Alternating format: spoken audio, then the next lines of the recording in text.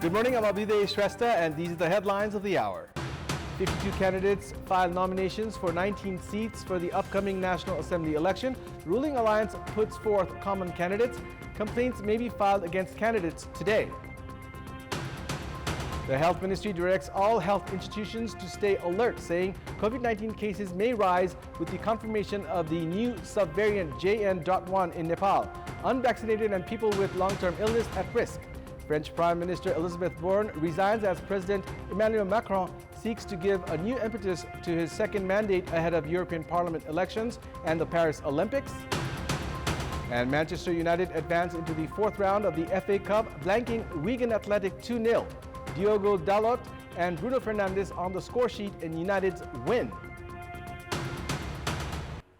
The Election Commission has received 52 candidacies for 19 seats for the January 25th National Assembly election. The Election Commission has said that complaints can be filed against the candidates today.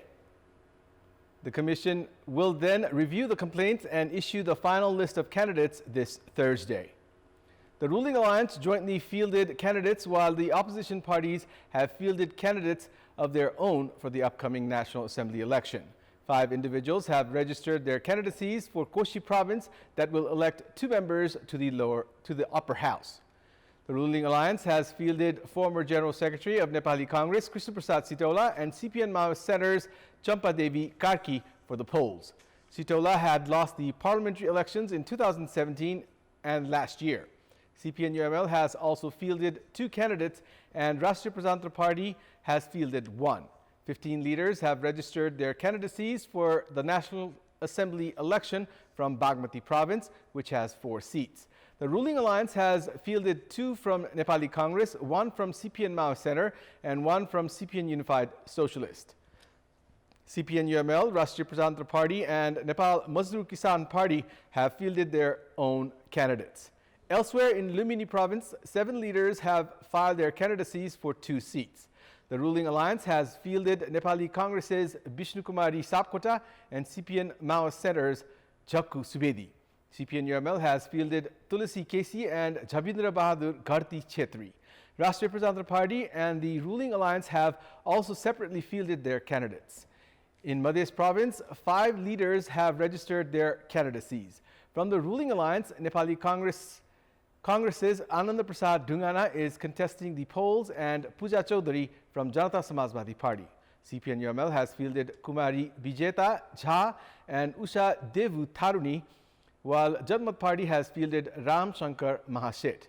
Gandaki received 8 candidacies, Karnali 6 and Sudurpashchim 6. 18 of the total candidates are women, 5 are from the Dalit community and 8 are from the minority and disabled community. The highest 21 are from the others category. Now the Election Commission will begin the process for complaints against candidates before releasing the final list. The elected candidates will begin their term from 4th of March. The ruling alliance parties have fielded candidates jointly this time around, and considering the seats at the National Assembly that are going vacant on March this year. The odds are not in the favor of main opposition CPN-UML this time around. On 3rd of March, 19 seats are going vacant at the National Assembly. Of them, 8 are from CPN-UML, 4 from Nepali Congress, 3 from CPN Maoist Center, 2 from CPN Unified Socialist, and 1 each from Janata Samajwadi Party and Rashtriya Swatantra Party. In the January 25th election, 549 provincial assembly members and 1,298 local representatives will vote. The vote weight will be 53 for each province assembly member and 19 for each local representative. The total vote weight will be 57,559, including 29,097 of provincial assembly members and 28,462 of local representatives. The ruling alliance, comprising of Nepali Congress, CPN Maoist Center, CPN Unified Socialist, Janata Samajwadi Party, Loktantrik Samajwadi, Jana Morcha, Janamat, and Nagrik Unmukti, have altogether 38,210 vote weight for themselves, leaving CPN-UML with 17,026. In Koshi province, CPN-UML has a vote weight of 4,210 against the ruling alliance's 5,400. 2,474. Elsewhere in Madhya province, the party is behind the ruling alliance by 5,677 votes. In Bagmati province, the ruling alliance has 6,751 vote weight, while CPN-UML has 2,571. In Gandaki province, the ruling alliance has a vote weight of 4,622, while CPN-UML has 2,458. The scenario is similar in Lumini province, where ruling alliance boasts of 5,371 vote weight against CPN-UML's 2,810. Likewise, in Karnali province, the alliance has 3,707 vote weight against CPN-UML's 1,195. In Sudur Paschim province, the ruling alliance has 4,510 vote weight and CPN-UML has 1,480. Considering the vote weight in all the provinces, it is highly likely for the main opposition CPN-UML to lose all the 19 seats it is contesting for in the National Assembly election. In our Public Voice segment, we had asked people in several provinces what type of people do they want elected to the National Assembly, which is considered the permanent parliament. Let's take a look at what they had to say.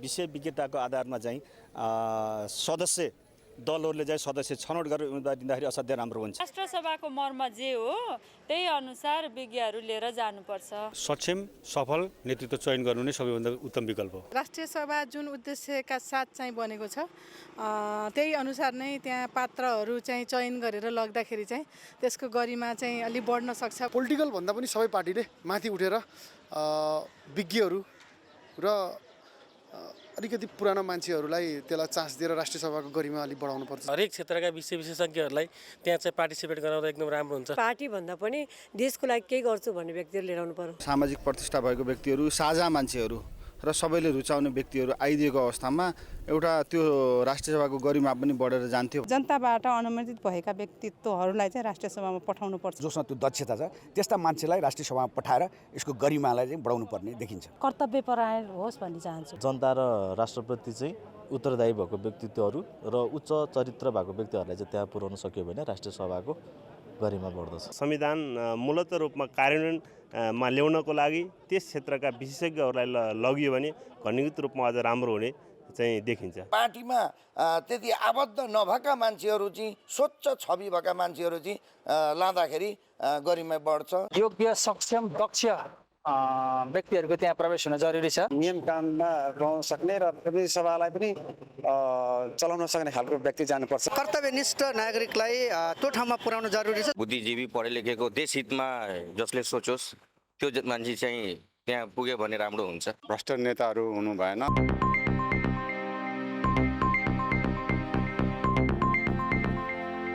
The Ministry of Health and Population has warned that COVID-19 cases may increase in Nepal soon.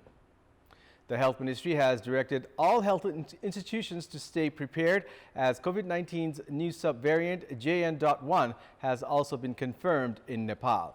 The Health Ministry informed that while conducting gene sequencing in the 16 samples by the National Public Health Laboratory, it found new subvariant JN.1 in 7 of the samples. The subvariant of Omicron, which was found in India, was not seen in Nepal prior to this. With cases of COVID-19 increasing in recent time, the risk of infection has also gone up in Nepal.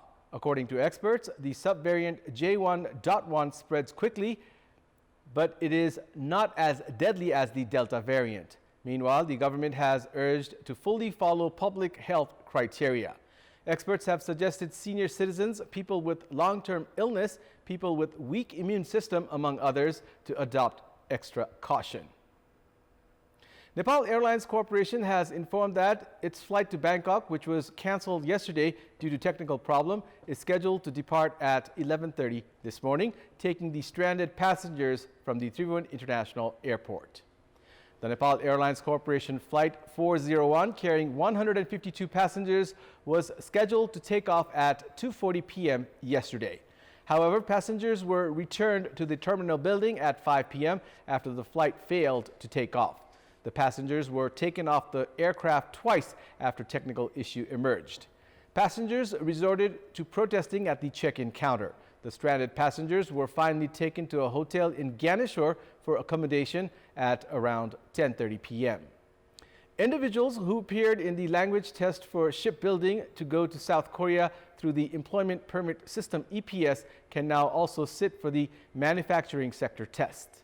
An agreement was reached between the officials of the Department of Foreign Employment and Korea's Department of Human Resources. The dispute created by the court decision regarding the EPS test has now been resolved.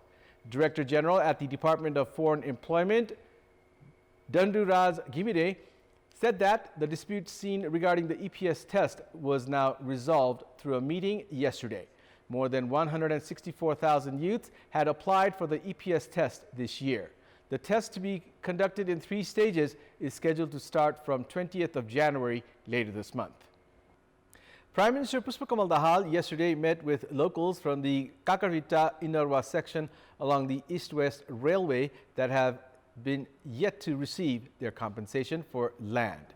They have urged the Prime Minister to release their compensations within a month's time as per the ongoing market rate. The locals' properties have been put on hold since more than 3 years. The government has so far put on hold 5,424 plots of land through land revenue offices in Jhapa, Morong and Sunsari for the railway.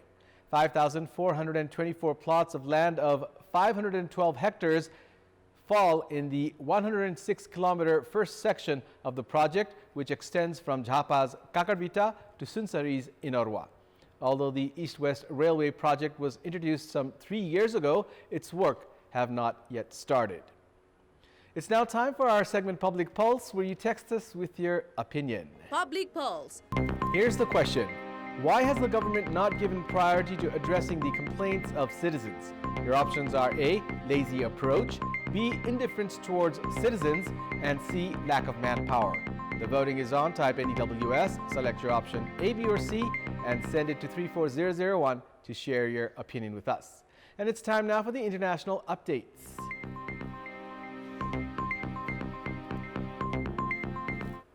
French Prime Minister Elizabeth Borne has resigned as President Emmanuel Macron seeks to give a new impetus to his second mandate ahead of European Parliament elections and the Paris Olympics this summer.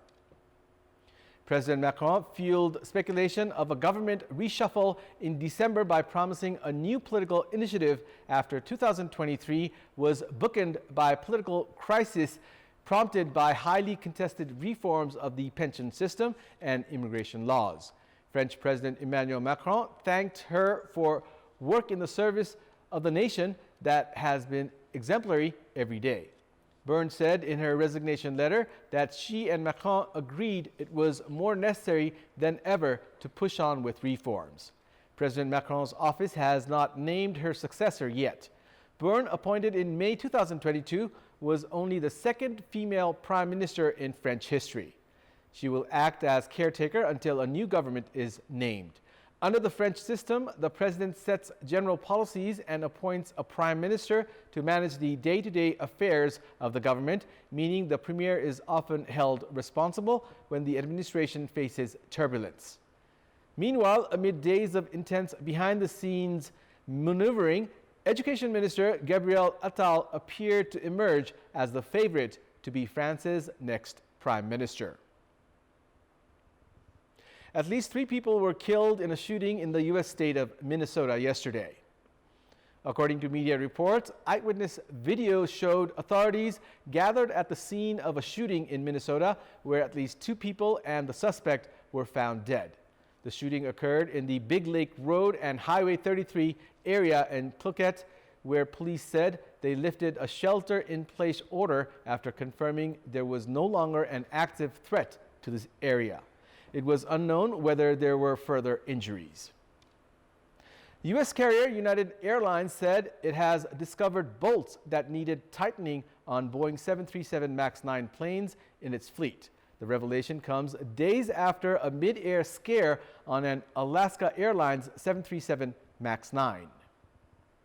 United Airlines announced Monday that it found loose bolts on grounded Boeing 737 MAX 9 planes in its fleet. The plug closes a hole that could be used for an extra emergency exit door on planes configured with relatively high number of seats. The discovery comes after a door plug blew out on an Alaska Airlines 737 MAX 9 last Friday, alarming regulators both in the U.S. and abroad. Both United Airlines and Alaska Airlines are primary users of the 737 MAX 9 aircraft. The U.S. Federal Aviation Authority approved on Monday guidelines for inspecting the door plugs on other MAX 9 jets and repairing them when needed.